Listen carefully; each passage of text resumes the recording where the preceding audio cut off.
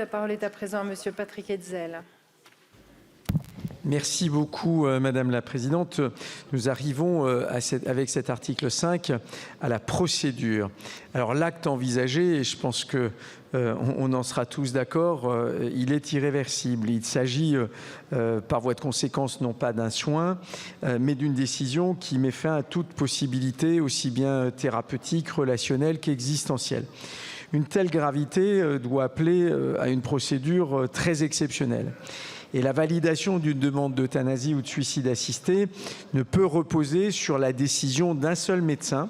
Je dis bien la décision d'un seul médecin. C'est pour ça d'ailleurs que nous considérons que la collégialité telle qu'elle est proposée en réalité n'est pas une collégialité au sens habituel du terme.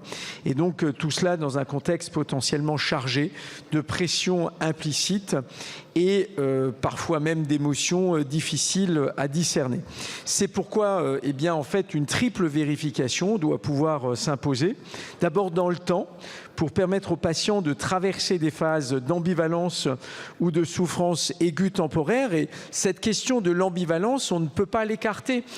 Et souvent dans nos débats, ce que je constate, c'est que les promoteurs de la disposition pensent que la décision, eh bien, elle serait unilatérale et ne prennent pas suffisamment en compte la question de l'ambivalence. Deuxième élément, c'est le discernement médical. Il faut qu'il y ait un véritable collège de professionnels indépendants, là aussi afin d'écarter toute dérive individuelle qui, hélas, est toujours possible et ça n'est pas une défiance vis-à-vis des professionnels concernés.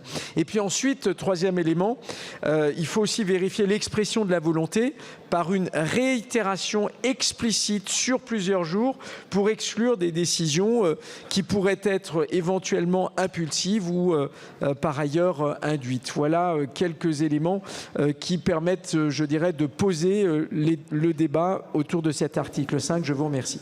Merci beaucoup. Madame Darrieussecq.